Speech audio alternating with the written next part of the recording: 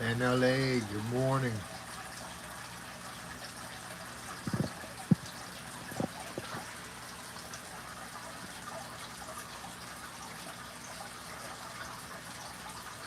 Just doing a little impromptu. Look at the tanks here. Been up since 3 in the morning. It's 7 here in Miami. I'm like, I already have my Cuban coffee, 2 shots. On my second cup of regular drip coffee.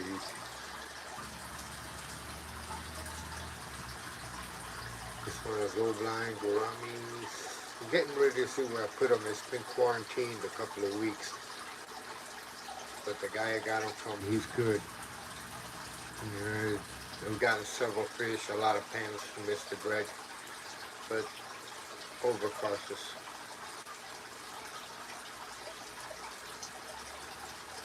And then when I move him, I'm gonna give the tank a clean and put a big clay pot in it, see if I breed up some dwarf cichlids.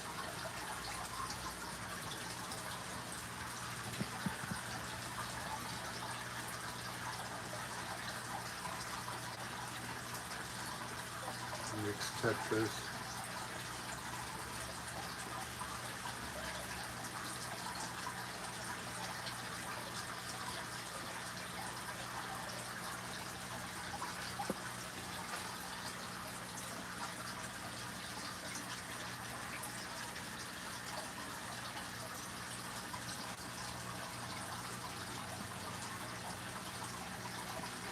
They had one good spawn. Got about 10, 12. Well, from the first spawn, one survived.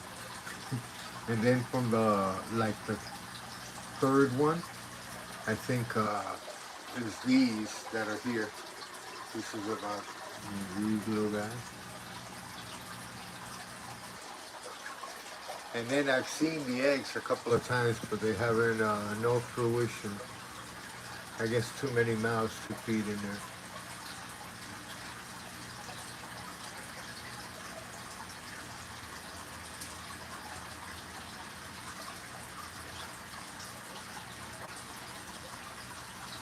Oh, doing toffee.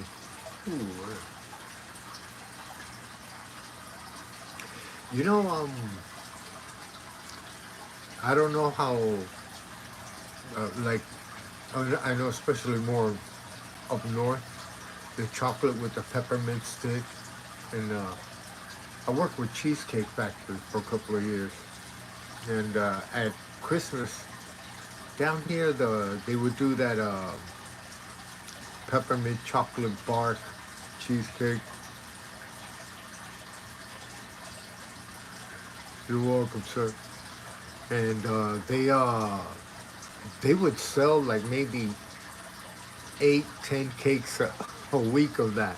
And one of the managers I spoke to said, "Man, up north they can't keep that on the shelves. There's stores that sell 200 a week." And I was like, "Man,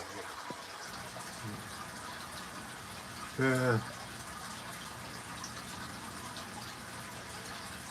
Once in a while, but I'm not a peppermint bark guy, you know. I know friends that insult me for saying that, but you know,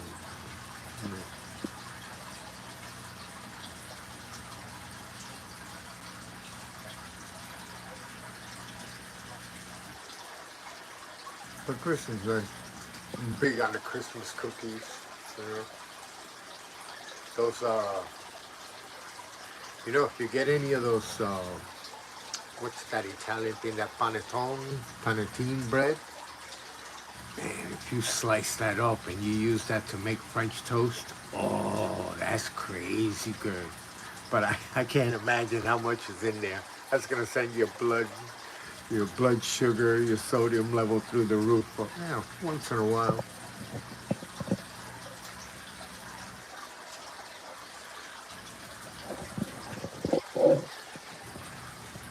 I mean, these are just like Endler guppies.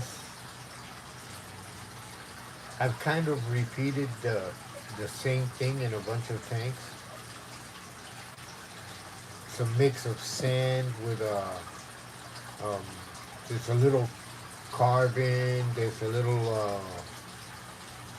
It's one of the active soils. Forget exactly which one. Oh, the fluval stratum and a little gravel, a smaller gravel, and it's just a big mix. So I've used that in uh, like 4 tanks. You know? And the same thing, just do the inch and a half of the sand, sponge filter, Falconaria, duckweed all over the place. That's food. That's things like that. It was just a little chilly, so you cut back on the food when it's cold. They say, and I could see them nipping at the duckweed all the tanks all night long.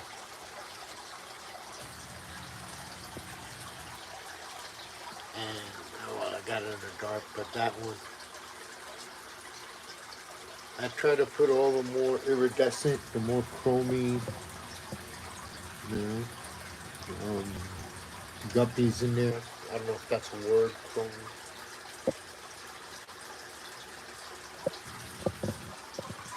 On a mango leaf, I can't really see.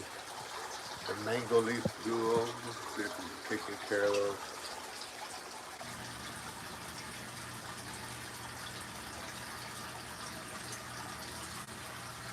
And then the same thing, gravel. I have under gravel filters on this one. Uh,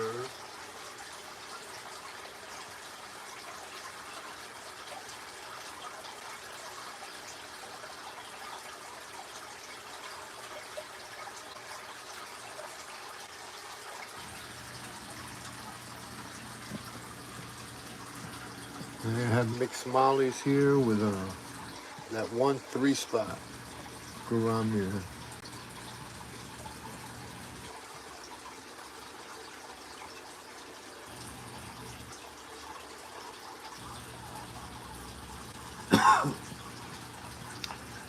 I do like 15-20% water changes, about like once every 9-10 days, and then once a month I gravel back a little more, flush out the filters and things like that. And that's today's, well, what's today, Wednesday. So Friday, that'll be the big clean.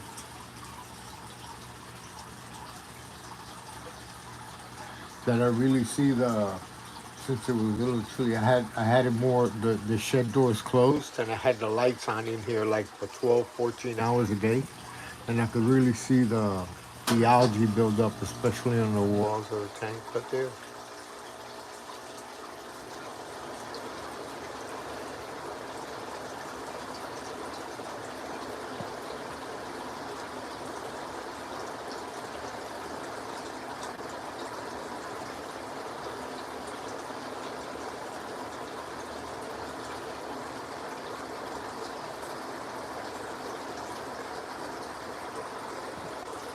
So I'm gonna be quiet now. Get a refill on my coffee. Get coffee started for my wife. Ow.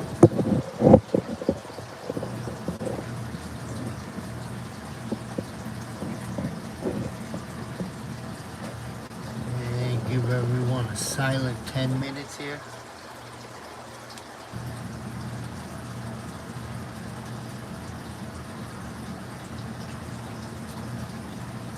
Thank you.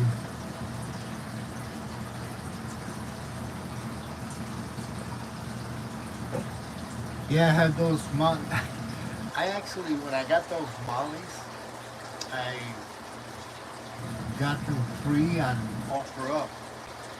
When I go to pick them up, the guy had them in a Home Depot bucket.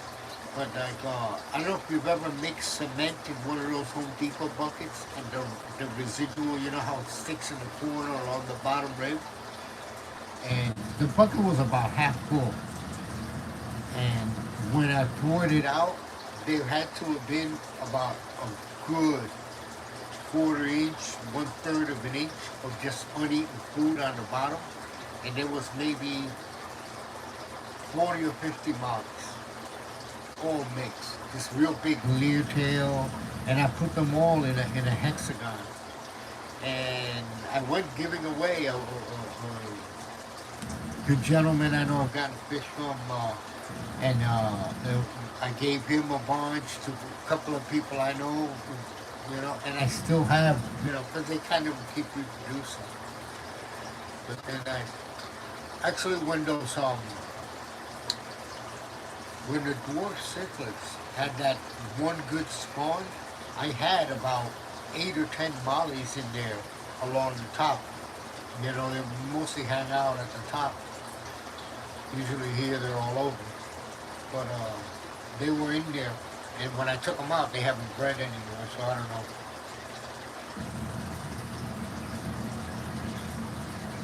But anyway, that coffee got me gabbing like hell, so I'm at 32 minutes. I'll be back like in 5. Shut it down. Thank you. And I'll catch everybody on the streets.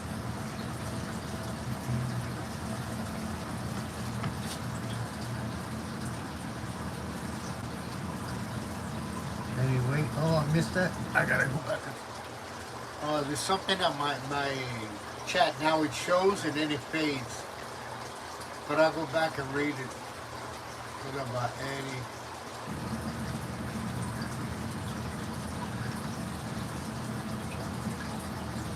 I've actually been, I don't know, but the last, 4.5 years, I haven't, just one thing or another, and health, and I haven't really worked that much.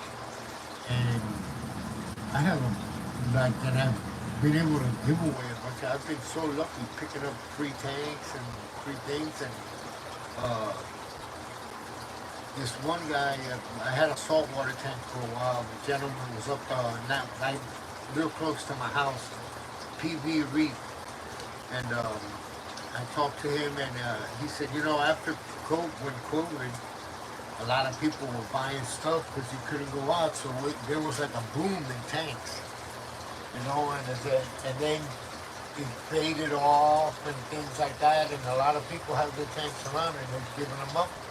And there's also people that, the way I got lucky, two gentlemen actually, they were just leaving, and they had one guy was a cichlid breeder down here, and what he had, it was insane. He had 3 IBCs in those totes. Inside the house, he had I don't know. They're 6 by 2 by 3. I forget how big that is, but it's 220 gallons. But he had 6 of those,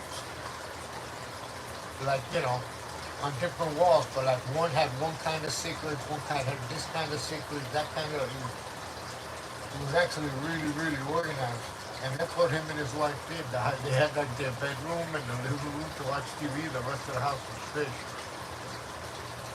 So they sold their house, people that have been here in Miami, the house, if you bought your house 30 years ago, at whatever price you bought it, if you bought it at 30,000, if you bought it at 100, if you bought it at $250,000, whatever price you bought it at, you're getting 5, 6, 7 times that amount, sometimes a little more if you're in the right spot. It's crazy. So people get a big fat, you get a check like that, going, yeah, and I just want out, clear out the house. That's, that's all they want. They don't care to take anything with it. And like that, I've been lucky. So right now, I have a few tanks I'm trying to pass along. Some guppies, mollies.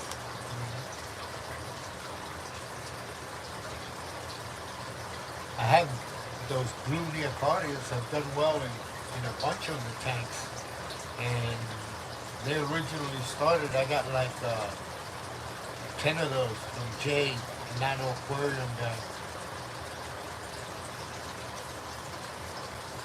With the holidays coming, he does a real cool video on how to make a Christmas wreath.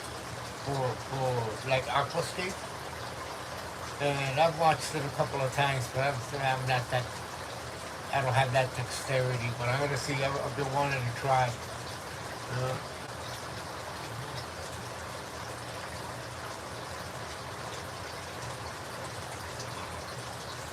all right, excellent day.